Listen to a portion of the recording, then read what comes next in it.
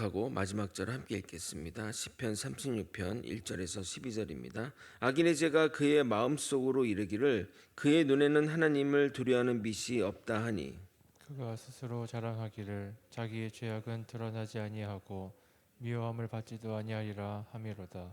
그의 입에서 나오는 말은 죄악과 속임이라 그는 지혜와 선행을 그쳤도다. 그는 그의 침상에서 죄악을 꾀하며 스스로 악한 길에 서고 악을 거절하지 아니하는도다.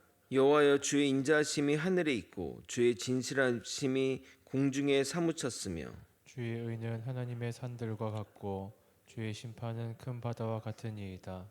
여호와여, 주는 사람과 짐승을 구하여 주시나이다. 하나님이여, 주의 인자하심이 어찌 그리 보배로우신지요. 사람들이 주의 날개 그늘 아래 피하나이다. 그들이 주의 집에 있는 살진 것으로 풍족할 것이라. 주께서 주의 복락의 강물을 마시게 하시리이다. 진실로 생명의 원천이 주께 있사오니 주의 빛 안에서 우리가 빛을 보리이다. 주를 아는 자들에게 주의 인자하심을 계속 베푸시며 마음이 정직한 자에게 주의 공의를 베푸소서. 교만한 자의 발이 내게 이르지 못하게 하시며 악인들의 손이 나를 쫓아내지 못하게 하소서. 악을 행하는 자들이 거기서 넘어졌으니 엎드러지고 다시 일어날 수 없으리이다. 아멘. 본 시편의 표제는 다윗의 시로 지휘자의 인도로 연주된 제2음악에 맞춰 불린 노래라고 기록되어 있습니다. 이 시편은 대표적인 지혜 시라 꼽히는 시편 1편과 내용면에서 매우 유사합니다. 시편 1편이 응축된 지혜 시라면 이 시편 36편은 좀 이렇게 늘려서 쓴 지혜 시라 하겠습니다.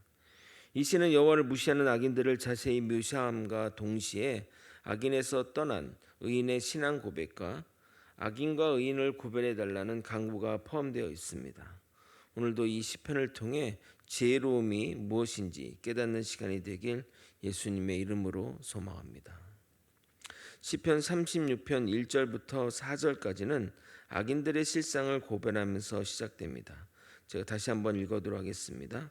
악인의 죄가 그의 마음속으로 이르기를 그의 눈에는 하나님을 두려워하는 빛이 없다 하니 그가 스스로 자랑하기를 자기의 죄악은 드러나지 아니하고 미워함을 받지도 아니하리라 하미로다. 그의 입에서 나오는 말은 죄악과 속임이라 그는 지혜와 선행을 그쳤도다. 그는 그의 침상에서 죄악을 꾀하며 스스로 악한 길로 서고 악을 거절하지 아니하는도다. 시편 36편은 여호와의 존재와 그분을 대하는 태도가 선과 악, 상과 벌을 결정하는 기준이 된다는 것을 알려주는 시편입니다. 좀 더 정확하게 말하면 하나님을 어떻게 생각하느냐에 따라 행동이 결정되므로 결국 상과 벌이 결정된다 하겠습니다. 예를 들어 악인은 하나님을 두려워하지 않으므로 그들이 죄악을 저지름에 두려움이나 거리낌이 없습니다. 반대로 하나님을 두려워하고 하나님이 우리의 모든 것을 보신다고 믿는다면 죄악과 악행을 멀리하게 되는 겁니다. 당연히 하나님이 살아계심으로 인해 벌과 상이 주어지는 것입니다. 일반적으로 사람들은 의인과 악인이라고 했을 때 도덕적인 개념으로 인식하는 경향이 있습니다. 하지만 성경에서 말하는 의인과 악인은 영적인 의미가 있습니다. 앞에서 말한 대로 하나님과 어떤 관계를 맺고 있느냐에 따라 의인이 되기도 하고 악인이 되기도 합니다. 나는 하나님 믿기 전에도 살아오면서 그리 큰 죄는 짓지 않았어. 존경받을 만한 삶은 살진 않았지만 부끄러운 삶은 살지 않았다고 말하실 분들이 대다수 있을 것입니다. 그런데 그렇게 살 수 있었던 것은 법의 테두리 안에서, 그러니까 법이 무서워서 죄를 멀리한 것이지 하나님의 말씀과 하나님에 대한 인식으로 죄를 멀리한 이유가 되지는 않았다는 것입니다. 사람들은 죄란 안 걸리면 죄라고 생각하지 않습니다. 악인들이 반복적으로 죄악을 저지른 이유가 자신의 죄악이 드러나지 않을 것이라 생각하기 때문입니다. 그래서 죄를 그렇게 대수롭지 않게 여깁니다.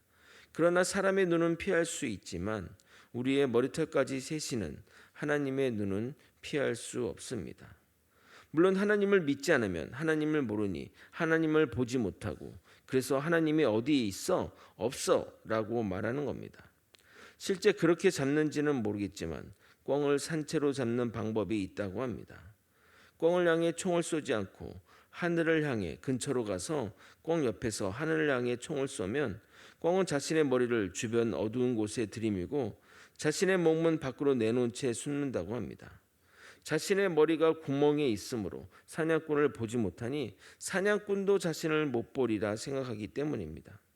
그러면 사냥꾼은 손쉽게 그 구멍에 머리 넣은 꿩을 잡는 것입니다. 그런데 이 모습이 참 인간의 모습 같습니다. 자기가 하나님을 못 보니까 하나님이 없다고 생각하기는 건 말입니다. 과거 고대 왕권 시절에는 가장 무서운 죄악이 무엇이었냐면 바로 반역죄입니다. 반역죄를 범하면 사지를 찢어 죽이는 능지처참의 형벌을 가하거나 죽어서도 무덤에 묻힌 사람일지라도 묘에서 시신을 꺼내 사형을 집행하는 부관 참시를 시행했습니다. 그리고 반역자의 가족뿐만 아니라 친척까지 구족을 멸하였습니다. 하나님을 경외하지 않는 죄악은 이런 반역죄와 동일합니다. 이런 죄를 범하면서 무사하기를 바란다면 그야말로 어리석은 자라 하겠습니다. 그런데 오늘날 많은 사람들이 하나님을 두려워하지 않으면서 하나님이 없는 듯이 행동합니다. 그래서 자연스럽게 죄악을 저지르고 아무도 모른다고 말하는 겁니다. 이것이 악인들의 실상이요 죄악의 실상인 것입니다. 다음으로 5절부터 9절까지는 여호와 하나님의 품성에 대한 신앙 고백과 함께 그러한 하나님을 의인에게 주어지는 풍성한 축복을 언급하고 있습니다. 먼저 하나님에 대한 품성에 대한 고백입니다. 5절과 6절을 여러분이 한번 읽어보도록 하겠습니다. 함께 읽겠습니다. 시작. 여호와여, 주의 인자하심이 하늘에 있고 주의 진실하심이 공중에 사무쳤으며 주의 의는 하나님의 산들과 같고 주의 심판은 큰 바다와 같으니이다. 여호와여, 주는 사람과 짐승을 구하여 주시나이다. 주님의 인자하심과 진실함은 끝이 없습니다. 이 인자함과 진실함은 악인을 향하는 인자함과 진실함이 아니라 우리 의인들을 향한 인자함과 진실함입니다. 하나님은 자기 백성을 향한 변치 않는 사랑을 나타내십니다. 만약 이 세상이 힘의 논리로 지속된다면 약한 자들은 악인들의 힘과 권력에 의해 지배받게 될 것이고 이 세상은 지옥이 될 것입니다. 그러나 하나님의 인자하심으로 우리를 사랑하시되 끝까지 사랑하신다고 말씀하십니다. 우리는 하나님을 배반하기를 수없이 하고 하나님 말씀에 불순종하기를 밥 먹듯이 하지만 우리를 하나님은 버리시지 않으십니다. 그래서 다윗은 7절에 이렇게 하나님을 찬양합니다. 하나님이여, 주의 인자하심이 어찌 그리 보배로우신지요. 사람들이 주의 날개 그늘 안에 피하나이다. 그래서 주의 집에 거하게 되면 주의 집에 있는 살찐 것으로 풍족하게 되며 주의 복을 강물처럼 마시게 될 것이라고 이어서 말하고 있는 것입니다. 8절을 읽겠습니다. 그들이 주의 집에 있는 살찐 것으로 풍족할 것이라 주께서 주의 복락의 강물을 마시게 하시리이다. 그리고 이 시편에서 가장 중요한 구절입니다. 9절을 여러분이 한번 읽어보도록 하겠습니다. 함께 읽겠습니다. 시작. 진실로 생명의 원천이 주께 있사오니 주의 빛 안에서 우리가 빛을 보리이다. 생명의 근원은 생명을 주시는 분에게 있습니다. 그러므로 하나님이 우리의 생명을 주시는 분이십니다. 생명이 주께 있음을 우리가 알고 고백하면 우리는 빛을 보게 됩니다. 이것은 눈에 보이는 빛을 의미하는 것이 아니라 우리가 어떻게 나아가야 할지, 우리가 어떤 길로 나아가야 할지 밝히 보이게 된다는 의미입니다. 그래서 우리가 무엇을 선택하고 무엇을 버려야 할지 깨닫게 된다는 의미입니다. 하나님을 만난 사람은 분명 세상과 다른 무엇이 있어야 합니다. 세상을 바라보는 관점이 달라져야 합니다. 주님이 우리에게 주시는 것을 감사로 받을 수 있어야 합니다. 그러기에 하나님 안에서 생명을 받은 사람은 사람 살리는 말을 해야 합니다. 긍정의 말, 사람 살리는 말, 희망의 말을 건네야 합니다. 그래서 이런 말들을 믿음의 언어라고 표현한 겁니다. 저는 그 사람이 믿음이 있다고 하면서 여전히 언어가 변하지 않으면 정말 그 사람이 믿음이 있는가 의심이 듭니다. 믿는 자들은 언어가 먼저 바뀝니다. 불평과 불만보다는 감사와 찬양이 나오게 마련입니다. 왜냐하면 전쟁은 하나님께 속한 것이고 고난과 슬픔은 주님이 짊어지시기 때문입니다. 주님은 그래서 내 앞에 나와 내 짐을 내어놓으라고 말씀하시는 겁니다. 하지만 우리는 여전히 자기 삶의 십자가를 마치 훈장인 양 붙들고 그것에 매여 매사 부정적이고 죽는 소리를 해대는 겁니다. 그래서 곁에서 보면 십자가 때문에 힘들다고 하지만 실제는 본인이 그 십자가를 붙잡고 놔주지 않기 때문입니다. 모든 질병의 근원은 스트레스라고 합니다. 이 스트레스는 사람들이 일이나 고된 삶이 준다고 생각합니다. 아닙니다. 본인이 그것을 지고 놓지 않기 때문입니다. 실례로 정신지체하는 암 환자가 거의 없다고 합니다. 아이러니하게 그 십자가를 내려올 스트레스가 그들에게 없기 때문에 그들은 암이나 이런 것으로 발전하지 않는 것입니다.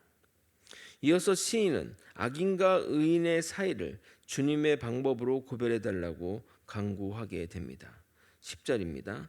주를 아는 자들에게 주의 인자심을 계속 베푸시며 마음이 정직한 자에게 주의 공의를 베푸소서. 여기서 주를 아는 자는 지적인 알미 아니라 체험적인 인격적인 그것을 말하는 겁니다.